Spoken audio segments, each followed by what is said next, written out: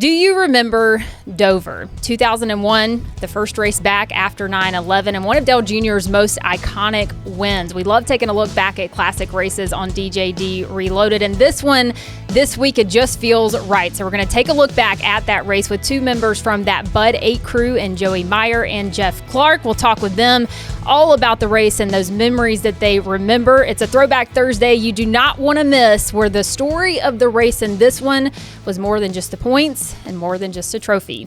DJD Reloaded starts now. Welcome into another episode of DJD Reloaded. I'm your host, Carla Gebhardt, and like we've already said, this is kind of a Throwback Thursday edition, taking a look back at that 2001 Dover win by Dale Earnhardt Jr., and I'm joined in studio right now by two of the Bud Crew 8 members, and we've got Jeff Clark and Joey Meier, and you guys are friends. You keep up with each other weekly, right? Joey, you were kind of telling me you don't live far from each other. You meet for lunch twice every one. We live right around the corner from each other. Yeah. And it just so happens our paths crossed early on in our career. And for whatever unique reason, Jeff and I have always kept in contact. There's probably 2 or 3 of us that have that kind of relationship. And the texts go in constantly. We're always talking. We've gone in way different directions since we left DEI, but we've always stayed inside the racing business, and family has been, it's the way it was, and it's the way it still is with a handful of us. And Jeff and I, we spend a lot of time talking, BSing back and forth, grabbing lunch in Mooresville.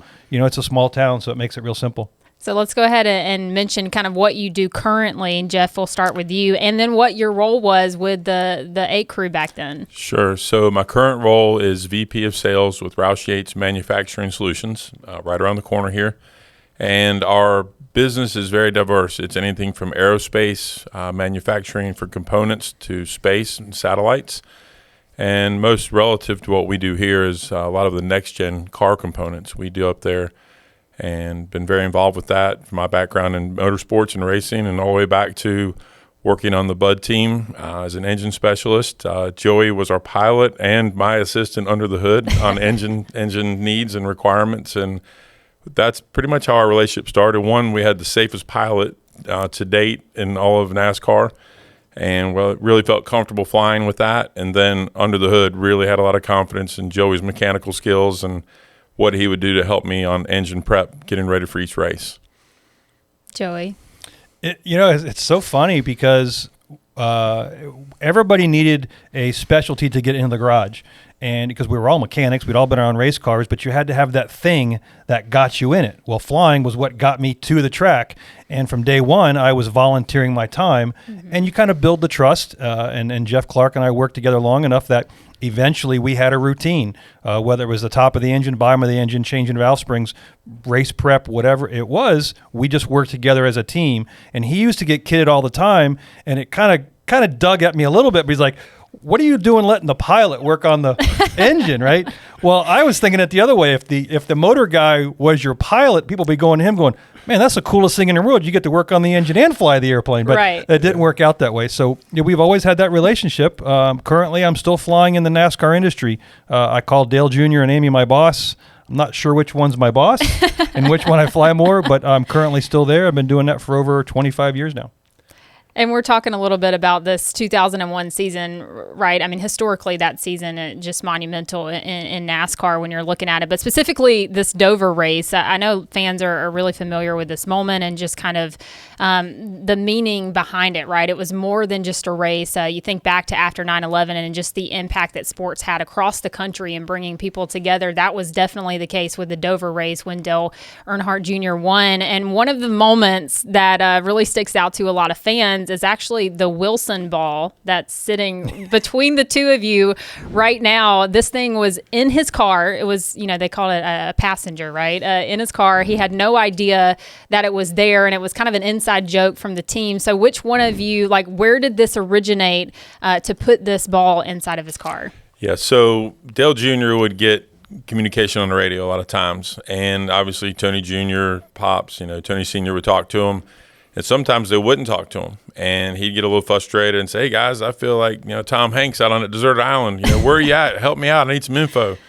So taking a little bit of that, spinning it up, we had a really good crew. I think B. Hoover and Brian Cram, a few guys got some ideas. Tom Ryan were a part of it.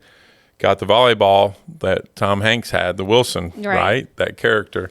And dressed it up, put it in the car, and during the race, mentioned it, hey, Wilson's in the car with you if you get lonely, and you talk to Wilson. And he's like, what are you guys talking about? And he started reaching around and felt it. And I think some of the camera footage actually panned in on it during the race. So then the whole culmination of winning the race, Joy putting the flag in the window, that famous, victory lap that Dale Jr. took, the fans chanting USA. You can't imagine the energy from that win. And it is so exciting. And there's a lot of history before that. We were testing at Kansas during the actual event going down, and having to drive home because air travel was grounded. Right. We had to all rent minivans, the whole team, and drive from Kansas Speedway back. And a lot of bonding happened during that, and a lot of thinking, what happened to our country, what's going on.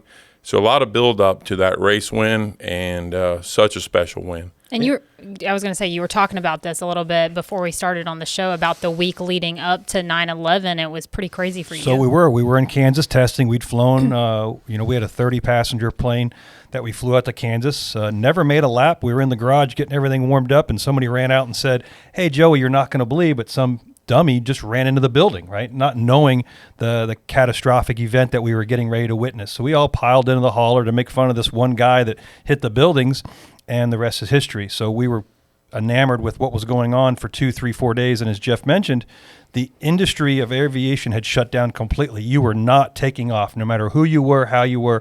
And we sat there for 2 days and then finally drove home. And then a week later, on the way back to pick up that airplane, a little unknown story as we hopped on one of our 10-passenger airplanes to take some team members up to Indy. We used to do a 7-post test up in Indy, and we were going to drop them off, and then they were going to run myself and the flight crew over to pick up the other airplane in Kansas.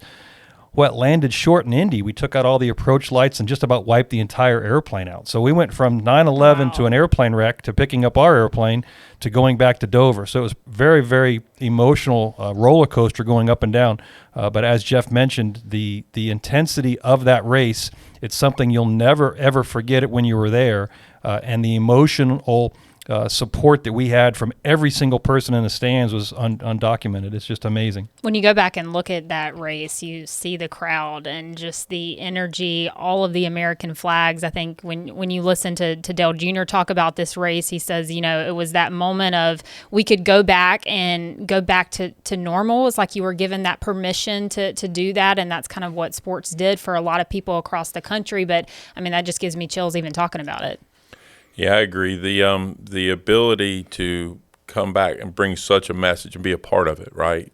Someone was going to win that race, but very special in the height of Dale Jr.'s popularity, the excitement about him as just a competitor every week, but to bring that win home and in front of that crowd, it's something you never forget. I get goosebumps now just talking about it. 7 months earlier, as a company, we went through a huge loss, right? Right. And in July, went down to Daytona and won that race. And that was a healing moment as a company, right? There were 300, 400 people there that we bonded together as a team and said, we're going to be okay. Well, what 9/11, what that race in Dover did was, as a country, we carried that, in my opinion, to say, we're going to be okay. We're going to get through this. And you felt like you went from a company in July with 400 people to the entire country at one time. In my memory, I can't remember the country being on one side of one event and being such a special event to take that under your arm and go, we're going to be okay. And it happened to be with Dale Jr. Yeah, and I'm just kind of curious because we were talking about the Wilson ball earlier. That was the moment that you decided to do that. Did anything about that decision to put it in his car to maybe just kind of lighten the week?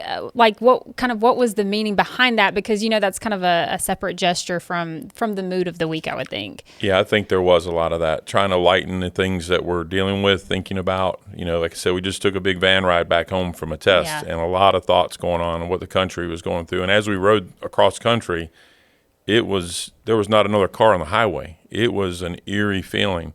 So to lighten things up, this helped tremendously, not only for us, but for the fans. Everybody that bought into it loved it, thought it was really cool that we did this gesture, and everybody could relate to that movie.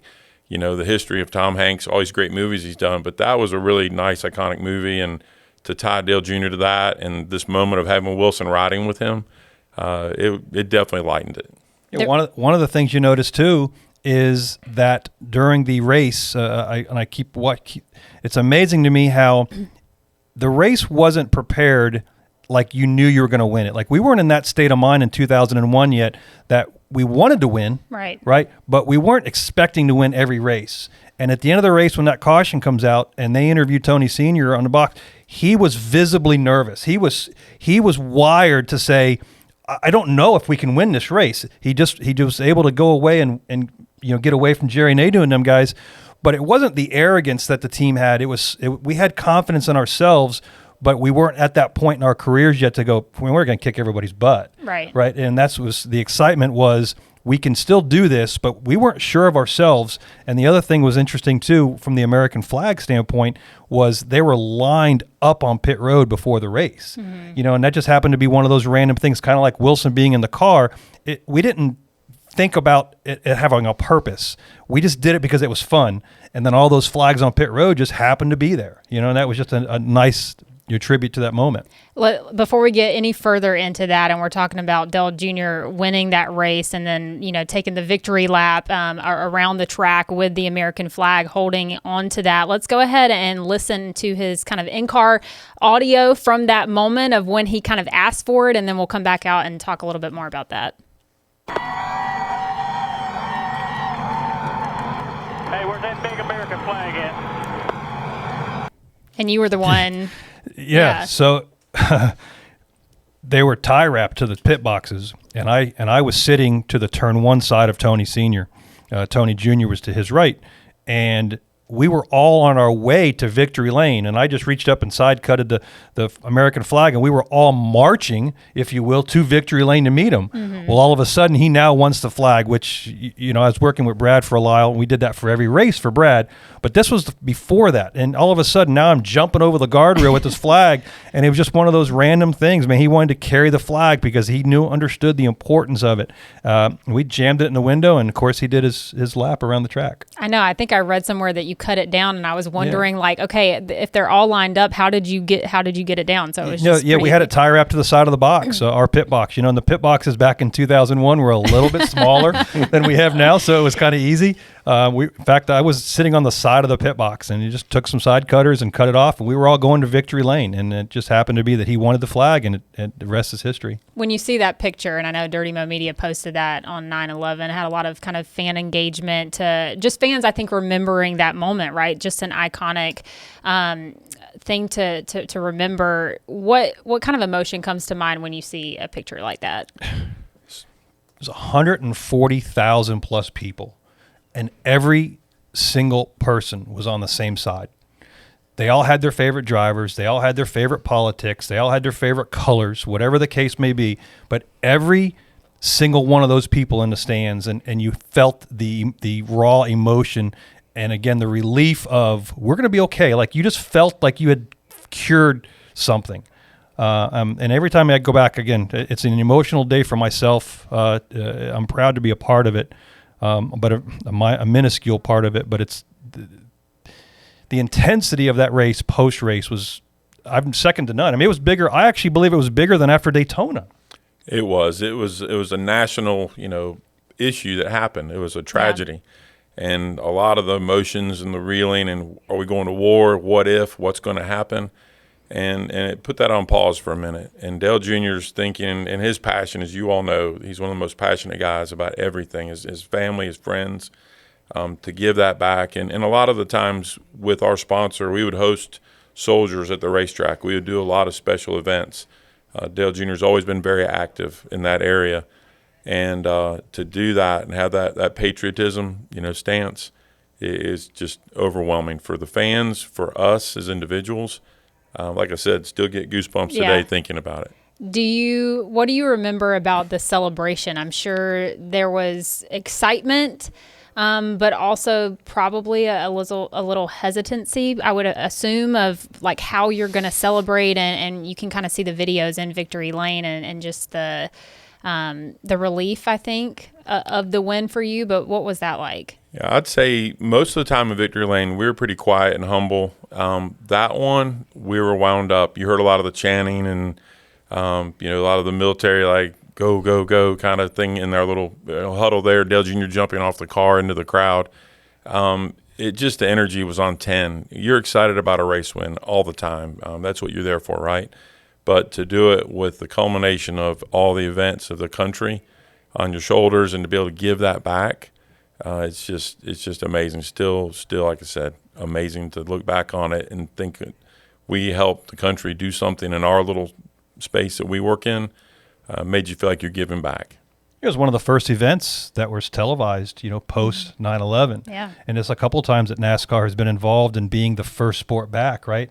So you took a lot of pride in the fact that you were the first sport back when the race started, but then as the race went on and you're like, man, there's only a couple of cars leading all these races or these laps. We have a good chance to win this thing. And you wanted to be the person to pull that string and get that checkered flag. Does anybody know what happened to the flag after?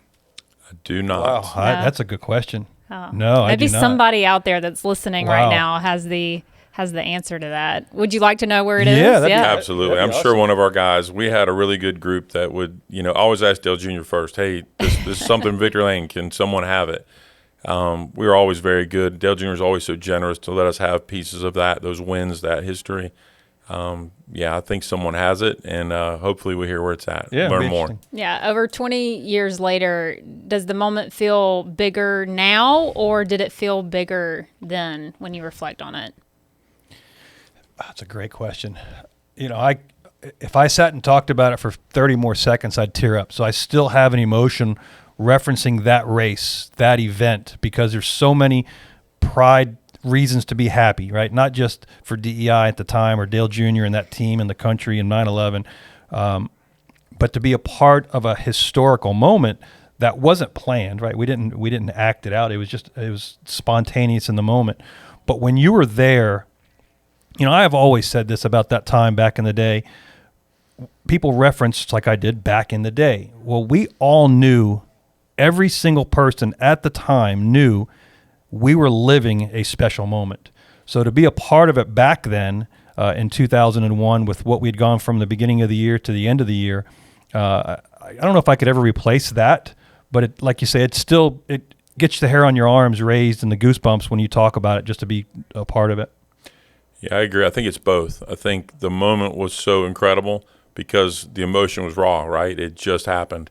But as the years have gone, to look back on it and then really realize how special that was, it grows and it builds as we go. But there was no bigger moment than right then and there. How often do you two talk about maybe that 2001 season? Is it as often as you might think, or not really? No, I don't think we reference a specific season. Yeah. I don't think we. Just the crew. Just the memories of different goofy things. You spend so much time on the road together. At times you're with your crew member guys more than you are your own family, and so you just reference different things, not maybe a specific time of 2001, but we were together 15, 20 years. Yeah. The other thing that really comes to mind, and this is another really, really good memory, to follow that up, Dale Jr. organized an event in New York with New York Fire Department, New York Police Department, where we trained their police department. They both have athletic teams that play a lot of sports. We brought them DEI, trained them how to do a pit stop, and then we had a pit competition on Broadway. They're right in front of Macy's department store. Wow. Like where the parade goes down. And we let the police department have their pit stop. Then the fire department did theirs. And then we did ours, full dress, fire suits and everything. But going up there for that event, Joey flying us in got clearance to go down the Hudson, flying, I don't know what the altitude was, but low that you could never do today. And that memory of seeing the buildings, a lot of us had never been in that environment. But to see the skyscrapers, all the buildings, and to go down the Hudson, and then we got tours of Ground Zero. We went down on site, got to see it and feel it. So those are the things that in the follow-up that really make it realize how important it was to be a part of that. What we did was such a great thing.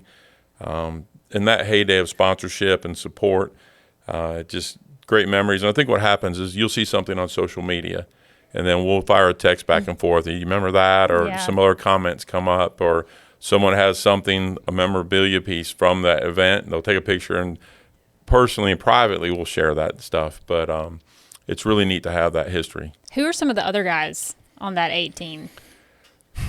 B. Hoover. B. Hoover. B. Hoover's he's up in RCR. Unfortunately, through time, we've actually lost a couple of guys. They've passed away.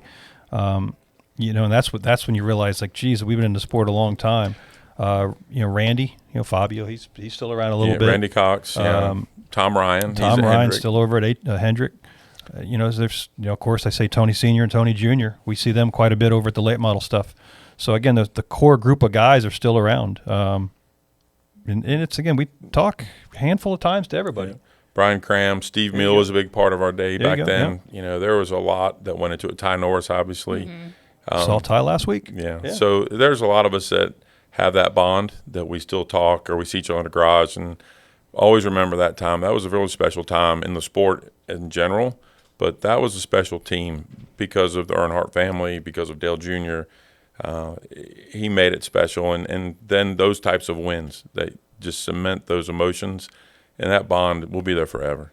You mentioned being humble in victory lane, or that most of the time that was the case for the 8 crew. I'm curious, though, what if you had a word to describe the 8 crew really just during that time period, what would be the word that you would use? I'm either going to use motivated or dedicated. The load that Dale Jr. carried in 2001 was insurmountable by anybody else. Going what he went from the beginning of the year through the July race, through the September race, the load that he carried was amazing. But the team was dedicated. The amount of work that they went into, and other teams worked hard. I'm not taking anything away from them, but there was a mission to prove that they belonged, because this was only their second year, right, in the series, and now it was starting to revolve around the Dale Jr. driver, right? Not just the persona and the sponsorship, but now it was important to make sure that the industry knew he belonged, and then the team behind him belonged. And so dedicated or motivated were the two that I would think of. Yeah, I agree. I think, obviously Dale Sr. and Teresa, the legendary team they built. But this was Dale Jr.'s moment. Coming off 2 Xfinity championships, we want to make sure people knew that he deserved to be there. The extra effort. I remember nights after wrecking at some tracks in our rookie year, and again, a very successful rookie year with 2 points wins and the All-Star race as a rookie is just amazing to think someone could do that. But on some of the downsides, we have wrecks. We go right home to the race shop, and we'd work all night to get the cars ready for that week, because Dale Jr. felt that was a car he wanted to take, and Tony Sr., Tony Jr. led the crowd, and we would turn that car around and have it ready for the next week. So that's the dedication side. The commitment from him, never seen that in a lot of drivers I'd worked with prior, and I'd worked with some pretty good names between Davey Allison, Ernie Irvin, Rusty Wallace, but then coming there to work with Dale Jr., he proved it every week. He was there. He was all in. Got a lot of people who would say, oh, he was into the fun side of it. Now, we had a mentality of work hard, play hard. And back then, that's how we ran. But we got our work done first. The dedication was set, and then we earned the fun. And that was more fun because you worked hard to get there. And not to mention everything he was going through that season, everything y'all were going through that season as well. We're talking about the Bud 8 crew team, and the Dirty Mo media crew has set out a lot of the memorabilia right here. We have some of it from that season and just that time when he was in the 8 car. Is there a favorite piece of memorabilia that you have from maybe the 2001 season or just from that time period? The baseball card to me will always be the car. I got my start in spotting at speedway races. We always used to use 2 spotters at speedway races, and it just so happened that I was spotting the backstretch. Ty Norris was our primary spotter, spotting the front stretch. But with the baseball car, getting back to victory lane, when it happened, where it happened, and how it happened, that one car, because our cars were beautiful back then, those red and black stripes, but the baseball car was just so different. It just sticks out in my mind as one of my favorite. Yeah, I think that Daytona win there, and then this one right here with the car and the flag, and Joey, you brought that in. yeah. I think we all have one of these. Yeah. That's a pretty big deal. And I've got one where the car's actually going across the Ellen Kwiecki reverse lap, victory lap, where it's going across start finish line, flag out, and that's those two memories. So we're going to continue on talking about this 2001 season, and we've got a little trivia game. It's nothing too difficult, but to jog a little bit of your memory from moments of that season. And so pretty easy one to start us off, but how many wins did Dale Jr. have in 2001? 4? I want to say 4. Close. Are you going to go higher or lower? I'm going to have to go lower. Yeah, I would say we 4, 3. Maybe we're just ambitious with 4. Yeah. 3. It was 3. 3, yeah. Okay. Okay. Yeah. So Daytona, Dover, and then Talladega. Okay. Anything jump out at you at one of those races, the Dega race? Was the Talladega race a no bull race? The Talladega race? Yeah. Uh, Was it a no bull race back I'm then? not sure. But those are the race. We did really well the no bull races for a long time. Yeah. We had a lot of no bull races. Yeah. So some things that stand out, we and a good and a bad. So there were a lot of innovations going on back then in cars, and and they were challenging our win at one of the Talladegas, and they pulled our car. We started tear down. Carburetors off. We're going ready to start our tear down, and they come in and told us to close the hood. We're going through the height sticks again, and we're like, oh my God. So the area they were looking at was questionable, but it was good. But to make the point and set the precedent, don't go there anymore. They fined us on one of those. We kept the win. But what the interesting thing is, when we're doing our teardown, we have a notebook. We're doing all our teardown notes. Well, they had taken the restrictor plate off for that race and put it in my notebook, and they closed my book up and threw it on the counter because NASCAR came in like the Army was going to take our car. Well, after we got everything calmed down, we get on the airplane to go home. I'm doing some post-rate notes, and I open my notebook, and Dale Jr. always sat beside me. There's this plate, and you didn't take that plate out of the garage back then. He looked at me like, what are you going to do with that? I said, well, you're going to sign it first. And then, so he signed it in the airplane, and then I went back to the track the next week. I said, hey, that plate, they said, you guys just keep that. You guys keep that. So I offered it to Dale Jr. He said, no, you're the engine guy. You keep it. You still have so it? I still have it in my personal trophy case cool. at home. I didn't know that. And again, that was one thing that a lot of good came out of it. But the whole history of Dale Jr. at Talladega, I mean, to hear that crowd, that was big, right? The wins, the consecutive wins, and then we didn't get our confidence showed a little bit because after we get our car in line for inspection, we'd start setting up for teardown, and everybody in the garage is like, man, these guys are already ready to tear down, like they're going to win the race, and we went there with that mindset, and if we didn't win, we could pack it all up, but we want to be ready, and that was where that team was really evolving and getting better and better as he was getting better, and it was fun to be a part of that. And Daytona earlier that year. That's just an amazing to listen. We had a late caution in that race, and they pitted him, and we were in the back a little bit, 7th, 8th, somewhere in the restart, and he had no confidence in the ability of that car or himself. And a couple of us got on the radio and just said, look, we're going to win this race. And then, of course, he drove to the front, and we won it. And again, it's just an amazing event that allowed us to rip the scab off from DEI at Highway 3 for that moment, and allowed us to say, we're here to stay. I was also just told that Dega race was a no bull race. Okay, there you go. Yes. Yep. Next question. Dale Jr. was on the pole at 2 races in 2001. Do you remember which ones? Oh, my goodness. Michigan was one of them. No. That was that was the year before. I've got a really nice picture of the pole. Okay. We set the track record at Okay. Michigan, so I maybe have my years wrong. Uh-uh. Wow, I feel bad. No, it's okay. 2001, Texas. Do you remember anything about Texas? And Atlanta. Wow. Yeah. That's awesome. No, those are memories. Yeah. That's a long time. No, I couldn't remember, because he's not, go back and look at his career. He wasn't the actual qualifying king. Right. You know? Yeah. So we must have had really, really good cars. Yeah. There was one driver injured during the race at Dover back in 2001, and they had to go to the hospital during the race. Do you remember who that was? Oh my goodness. Yeah, because back then the crossover was not built. So I remember that ambulance pulling out. I do not remember. Nope.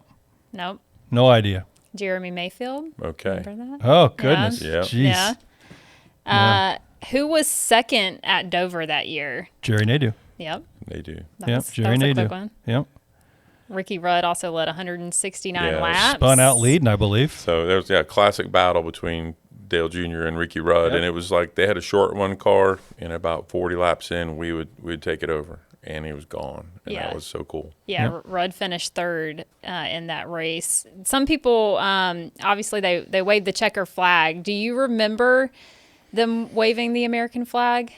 No, When- I did. I didn't realize they waved it for the end of the race.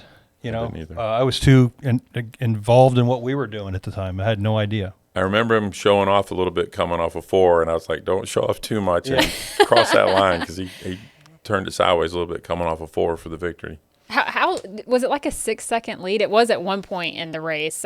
He won it by quite a bit. Yeah, we only had a handful of laps left after the restart. And again, they interviewed Tony Sr., and he was very nervous and being able to hold those guys off, and there wasn't a problem. But yeah, we were instantly 3 or 4 seconds ahead of those guys. It was really, really fast at the end of the race. Yeah, we had a long run car. It would set sail at about 40 laps. Just had to be patient, let tires come up. And that wasn't usually characteristic of Dale Jr. to be patient at Dover. A lot of times you'd hear him bouncing on basketballs. We got to get this thing into the track. Right. And so for some reason, it all fell in place. I know we're going to wrap it up here in a minute and let you get back to your day jobs, but is there anything else about that season, or just the 8 crew that fans don't know from that time period at all? You know, 2001, if there was ever any season of any race team that went up and down, that was the season, right? Clearly, the beginning of the year, you don't even know. The Monday after the Daytona 500, Teresa comes in and goes, we're going to continue this. And you get all ramped up and you're going to continue, but you don't know if you can, because the physical leader of your team is no longer there. So then you start racing, and of course we win the next race, Rockingham, right, with Steve. Yeah. We ran the race at Daytona in July. It's that 1 year you climbed a hill that some people didn't think was going to happen, and you look back now and you don't realize how monumental that entire year was. Like 2001, there was a lot of things happening in 2001 because we ended up racing Thanksgiving weekend. Right, because the race got moved. Because the race got moved. And so it wasn't just one event, right? There were multiple things going around that year that when you look back at 2001, you're like, I'm so proud, but I can't believe we got through this year in as good a shape as we did. Yeah, and everything happening for a reason. So, Michael wins the 500. Mm-hmm. Steve wins Rockingham. We were set to win Vegas, and we had a miscue in the pits, and Harvick wins. And that was meant to be. Those guys needed some healing too. And then our win came at Daytona.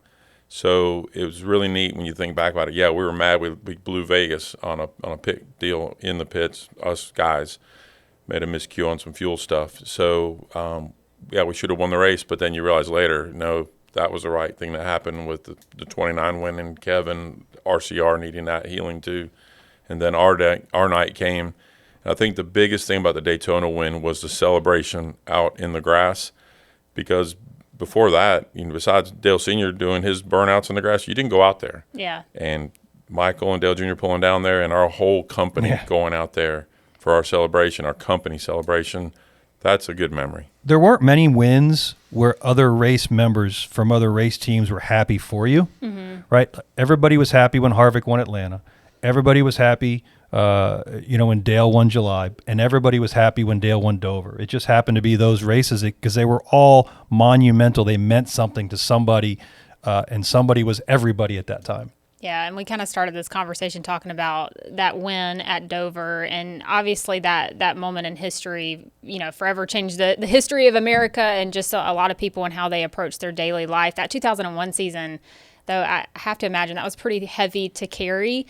And so did that change you like, are you still carrying something from that season? Just perspective maybe on life. I mean, I know 9/11 in general is that for many people across the country, but for that season, there was even more. In aviation, there were rules that temporarily were changed in 2001 that are still today.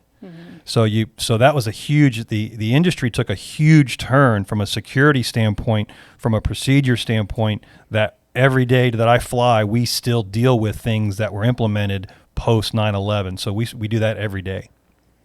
Yeah, I think the other thing is the involvement with the U.S. military. My generation, we grew up with, a lot of things going on with the Persian Gulf. A lot of my generation was going off to war and fighting battles. And so our involvement was always, noticed, but it certainly got heightened at that point. And the fact that we did everything we could, the music industry was big on it. You think about Toby Keith and all the things he was doing.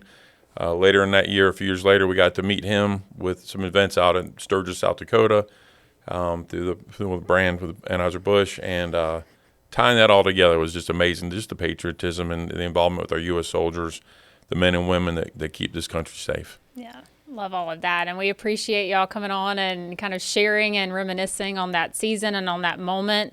Thanks so much. We really appreciate it. Appreciate you having us. Yeah. Thank you.